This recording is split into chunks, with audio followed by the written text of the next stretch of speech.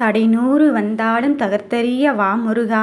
நான் முருகா என்றழைத்தவுடனே மனமிறங்கி வரும் என் அப்பனே, உனக்காக நான் என் பக்தியையும் சிரத்தையும் மட்டும்தான் கொண்டு வந்து இருக்கின்றேன். நீ தருவது என்றால் எனக்கு வேண்டியதை தந்துவிடு. என் வாழ்க்கை நன்றாக இருக்க வேண்டும் என்றுதானே என் அப்பன் நினைத்திருப்பான். அப்படி இருக்கும்போது அழைக்கின்ற குரலுக்கு ஓடோடி வந்துவிடு. யார் யாருக்காகவோ சிந்தித்து யார் யாரையோ சந்தோஷப்படுத்தி இப்பொழுது யார் யாருக்காகவோ வாழ்ந்து கொண்டிருந்தாலும் நமக்கான சந்தோஷங்கள் எல்லாம் ஒரு கட்டத்தில் இழந்துவிட்டுத்தான் தவித்து கொண்டு இருக்கின்றோம். கடைசியில் அந்த யாருக்காக செய்தோமே அந்த யாரையோ நாமும் இழந்து கொண்டுதான் தவிக்கின்றோம். இப்படித்தான் கடந்து வருகின்ற உறவுகளை அங்கு புரிந்து கொள்ளாமல் சில கட்டத்தில் நமக்கு மீளா துயரம் ஏற்பட்டு கொண்டிருக்கின்றது. அப்படி இருக்கும் சூழ்நிலையில் என் பிள்ளையே, உன்னிடம் உனக்கான ஒரு உண்மையான உறவை நிரந்தரமாக்கத்தான் வந்திருக்கின்றேன். உயிரினும் மேலான உறவு இவர்தான் என்று தெரிந்துவிட்ட பிறகும் இந்த முருகன் நான் உன்னிடத்தில் அதை அனுமதிக்க மாட்டேன. உறவாக இருப்பது நானாக இருக்க போகும்போது உன் மனதில் என்ன நினைத்து கொண்டு இருக்கின்றாய் என்று நான் அறியாமல் இருப்பேனா? இதோ இந்த கதிர்வேலவன் கடம்பன் நான் நீ கூப்பிட்ட குரலுக்கு ஓடோடி வந்து உன் வாழ்க்கையை செதுக்கி கொண்டு தான் இருக்கின்றேன். பொறாமை குணத்தாய் போர்வையாய் போற்றிக்கொண்டு சில பேர் உன்னை சுற்றி சூழ்ந்து கொண்டு உன்னை எப்படியாவது வீழ்த்தியே ஆக வேண்டும் என்று நினைத்து கொண்டு இருக்கின்றார்கள்.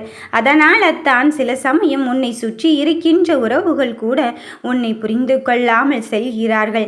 ஏனென்றால் உன் எதிராளிகள் நினைத்து விட்டார்கள் அல்லவா, எப்படியாவது உன் உயிரினும் மேலான உறவை உன்னிடத்தில் இருந்து பிரித்து கொண்டே ஆக வேண்டும் என்று. அதனால் தான் இப்படியெல்லாம் நடந்து கொண்டு இருக்கின்றது.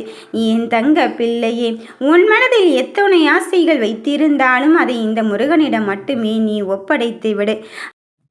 அதையெல்லாம் தாண்டி உனக்கான பயணத்தை நான் தர வந்து இருக்கும் போது நீயோ எனக்காக யாருமே இல்லையே என்று சிந்தித்து கொண்டு இருக்காதே.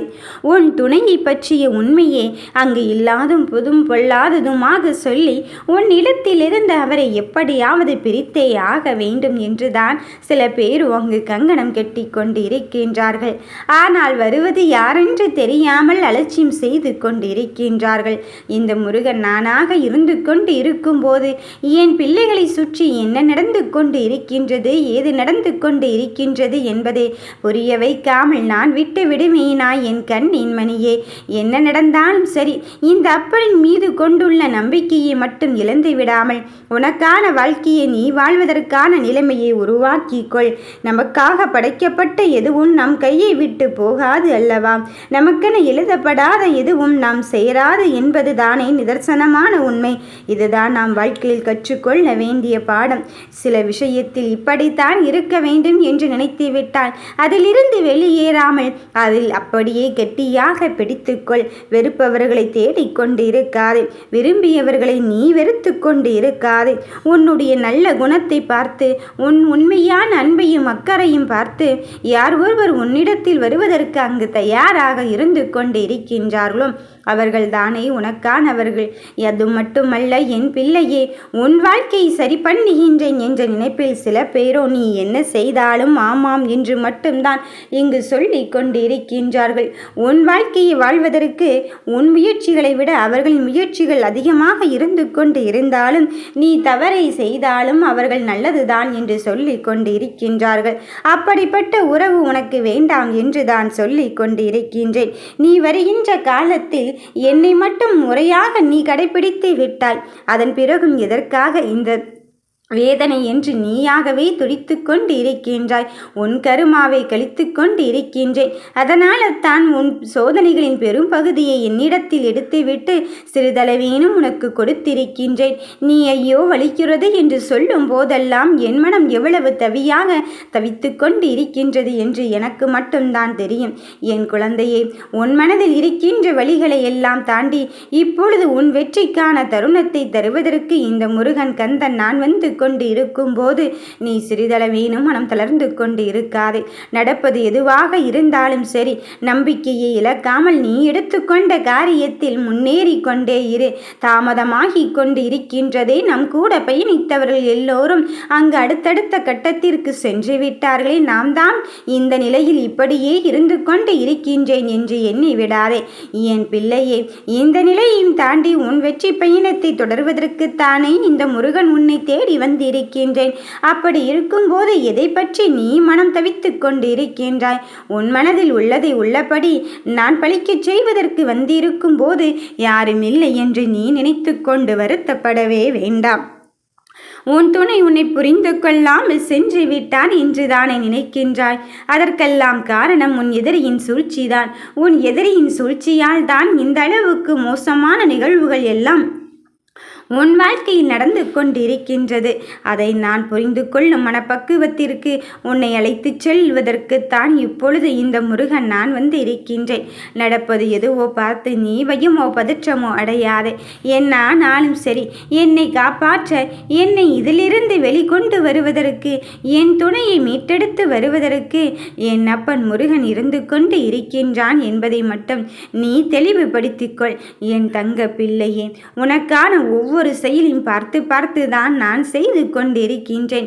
ஒன்றை இழந்துவிட்டேன் என்று இழந்ததை பற்றி மட்டுமே நீ யோசித்து கொண்டிருக்காதே. பெறப்போகும் தருணத்திற்காக நீ தயாராக இரு. உன் மகிழ்ச்சியை வரவேற்க நீ தயாராக இரு.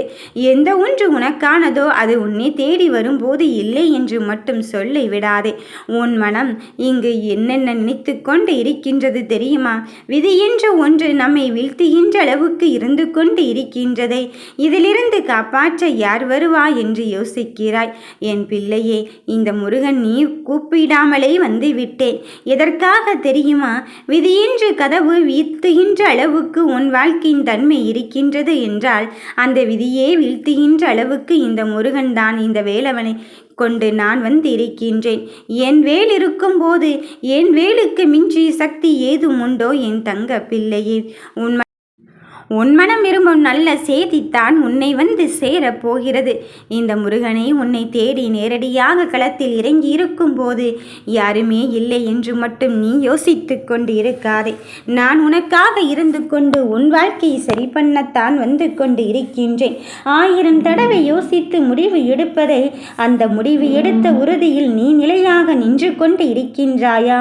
அதுதான் உறுதியான தன்மை. நீ எந்த ஒன்றை பெற வேண்டும் என்று நினைத்து கொண்டு இருந்தாலும் அந்த ஒன்றை உனக்கானதாக மாற்றுவதற்கு நீ நிலையாக இருந்து கொள். வாழ்க்கையில் நாம் ஒவ்வொரு செயலையும் செய்யும் போது நமக்கு கற்றுக் கொடுக்க வேண்டிய பாடங்கள், கற்றுக் கொடுத்த பாடங்கள் இங்கு நிறைய இருந்து கொண்டு இருக்கின்றது. அதையெல்லாம் தாண்டி நீ வருகிற செயலை உண்மையாகவும் தெளிவாகவும் இருக்க வேண்டும் என்றால் நிச்சயம் உனக்கு வேண்டியது கிடைக்கத்தான் போகிறது என் பிள்ளையே. தவறாய் போன ஒரு விஷயத்தை சிந்தித்து கொண்டு இருப்பதை விட சரியாய் நிகழ்ந்த பலவற்றை குறித்து அடிக்கடி நினைத்து மகிழ்ந்து கொண்டே இரு. வாழ்க்கை சிறப்பானதாக மாறும். உனக்கானதை நான் தருவதற்கு வந்திருக்கும் போது நீ இதற்காக தங்கமே மனம் வருந்தி கொண்டு இருக்கின்றாய். வருவதும் போவதுமாக இருக்கின்றதே. என் வாழ்க்கையின் இப்படி நிலையில்லாமல் இருந்து கொண்டால் நான் என்ன செய்வேன், ஏது செய்வேன் என்றுதானே உன் மனம் தீரா கவலையோடு இருந்து கொண்டு இருக்கின்றது. அந்த கவலைகளை தாண்டி ஜெயிக்கின்ற கட்டத்தில் நீ இருந்து கொண்டு இருக்கும் போது எதற்காகவும் நீ மனம் வருந்தவே வேண்டாம் என் தங்கமே. நேர்மையாய் இருந்து உன் லட்சியத்தை நீ செயல்படுத்தி கொண்டே இரு. எத்தனை தடவை உன்னை சூழ்ந்து கொண்டு அங்கு உன் வெற்றியை தடுப்பது யாராக இருந்தாலும் சரி, அத்தனை தடவையிலிருந்து உன்னை காப்பாற்றுவதற்கு இந்த முருகனை உன்னை தேடி வந்திருக்கின்றேன். நடப்பதையும் நடக்கப் போவதையும் பார்த்து இனி மனம் கலங்கி கொண்டு இருக்காதே. மனம் கவலைப்பட்டு கொண்டு இருக்காதே. வருவது என்னவாக வேண்டுமானாலும் இருந்துவிட்டு போகட்டும். போவது உன்னை சுற்றி இருக்கும் எதிர்மறை எண்ணங்களும் உன் மனதில் இருக்கின்ற இந்த தீய எண்ணங்களும் தான். நீ என்னை கடம் பிரித்த பிறகு அந்த தீய சக்திக்கெல்லாம் நான் இடம் கொடுக்க போவதே இல்லை என் பிள்ளையே. எதை எப்படி செய்ய வேண்டும் என்பதில் உறுதியாக இருந்தாலே போதும். நம்மை விட்டு விலகியவர்கள் தானாகவே நம்மிடத்தில் வந்துதான் சேரப் போகிறார்கள். எல்லா விஷயத்திலும் இப்படித்தான் நடந்து கொண்டு இருக்கின்றது. நான் அதுபோலத்தான் செய்து கொண்டு இருக்கின்றேன். ஆனால் எனக்கு மட்டும் இறுதியில் வெற்றியை தரவில்லையே என்று சிந்திக்காதே. வெற்றியை தருவதும் கொடுப்பதும் இந்த முருகனாக இருந்து கொண்டு இருக்கும்போது நீ யாருமே இல்லை என்று எப்படி சொல்லலாம் என் பிள்ளையே? தொலைவின் தேடல்கள் எல்லாமே அருகில் இருந்தபோது தொலைக்கப்பட்டவைதானே. அப்படித்தான் சில விஷயங்கள் உன்னுடைய வாழ்க்கையில் நடந்து கொண்டு இருக்கும். அந்த வாழ்க்கையை நினைத்து திரும்ப திரும்ப நீ அங்கு என்ன செய்வது என்று நினைத்து கொள்ளாதே. தவறு என்றால் மன்னித்து கேட்டு விடு. அதில் ஒன்றும் தவறு இல்லை. யாம் இருக்க பயம்